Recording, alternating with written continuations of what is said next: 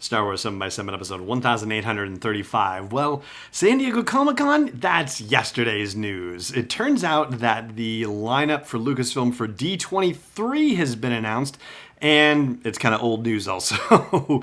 Let's go.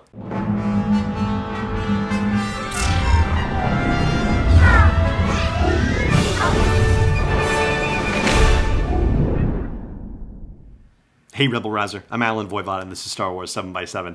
Thank you so much for joining me for this episode. If you're catching the video version, then you can probably tell by the background that I'm not in the studio. I'm actually on the road in Boston, Massachusetts for the next couple of days, and so we'll be coming at you from an undisclosed location in Boston. And today we're going to talk about the D23 Expo. That is the Disney-focused expo, so not just Lucasfilm, but the entire Disney portfolio.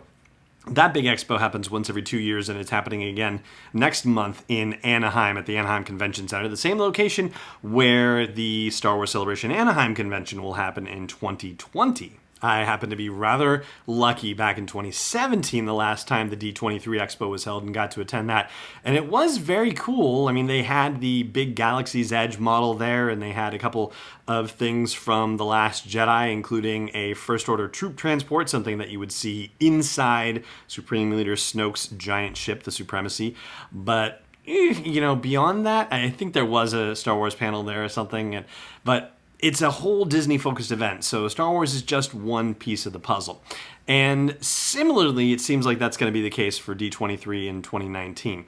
There was an email that went out for people who were on the D23 email list saying, you know, here's everything that's happening Star Wars related at D23. And you go to the website, and there's basically two things that they're talking about. One of them is the same Stormtrooper exhibit that they're already talking about for San Diego Comic-Con. So if you don't get the opportunity to go to SDCC, but you do have the opportunity to go to D23, then you will still get a chance to see this Stormtrooper exhibition, which, I mean, it's still cool, you know, it's still cool. And you'll get to see the Sith Trooper costume up close and personal.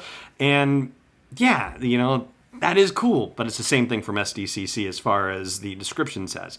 The other thing that's going to happen is related to The Mandalorian. There's going to be a panel for The Mandalorian, and bizarrely, the description sounds very similar to the Star Wars Celebration Chicago description of The Mandalorian panel, which was that Jon Favreau would be there, Dave Filoni would be there, and quote-unquote special guests, but they don't announce who the special guests are, and they won't because they want everybody to clap and ooh and ah and be surprised when Pedro Pascal and Gina Carano and Carl Weathers show up on stage, and hopefully they'll have even more of the actors from the show up. That would be very cool, obviously, but that's the gist. You know, they give you a couple, and then the actors all show up, and you know, to large acclaim and surprise. What I very much hope will be different this time around is that any footage that they show from The Mandalorian, that they actually release it online. And as some folks will know from having watched the live stream of The Mandalorian panel at Celebration Chicago, the live stream cut out when they showed footage from The Mandalorian to everybody who was in attendance at Celebration Chicago.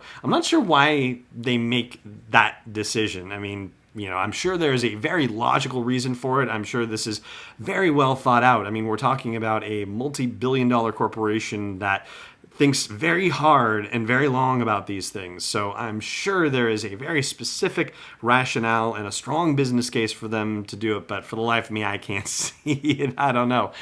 So I'm hoping that whatever footage they show at D23, they will make public for everyone to see. Now, as we get closer to the event, I will go through, because usually they publish the entire schedule of events so you can look at all the details and see exactly what's going to happen. I mean, that's basically what I did with San Diego Comic-Con's event list. I read through the entire thing to find all the Lucasfilm specific things. And there are other Star Wars things going on at SDCC, like things with the 501st and the Rebel Legion and the Mandalorian Mercs and the Saber Guild and the Droid Builders. I mean, so there are other cool Star Wars things happening, but I'm just talking about, you know, the official Lucasfilm events, the big news breaking events, essentially.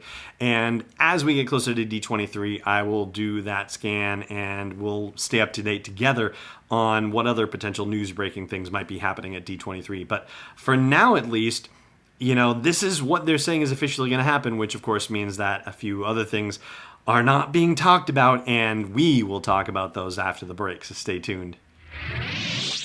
This episode is brought to you by Constant Contact, the premier email marketing solution for small businesses and organizations.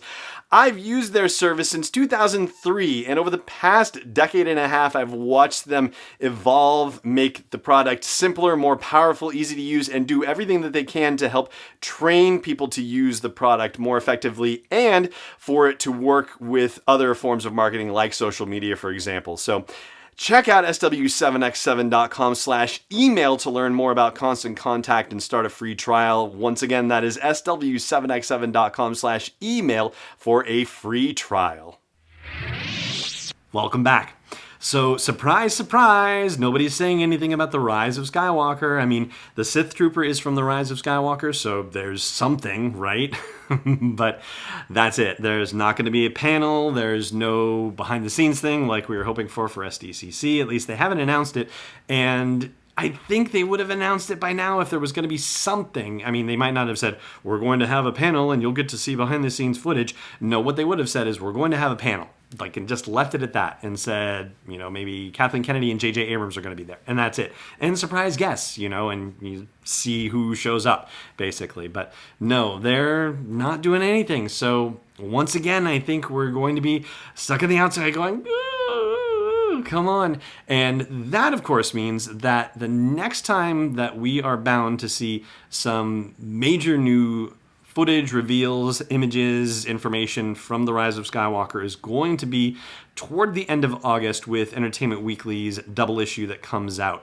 And that's their fall movie preview issue. And you know, strangely enough, like, that's pretty much right on the cusp of fall. Actually, I suppose I should check and see whether December 20th is still fall or if it's winter or if December 21st is winter. But be that as it may, that's probably when we're going to see the next chunk of anything revealed about The Rise of Skywalker, is that Entertainment Weekly fall movie preview. It'll be interesting to see who's actually behind that preview now that Anthony Breznican is no longer with Entertainment Weekly. So that's its own thing. But that's going to do it for our look at D23 for now, at least, and for this episode of the show, too. Thank you so much for joining me for it, as always, and may the Force be with you wherever in the world you may be.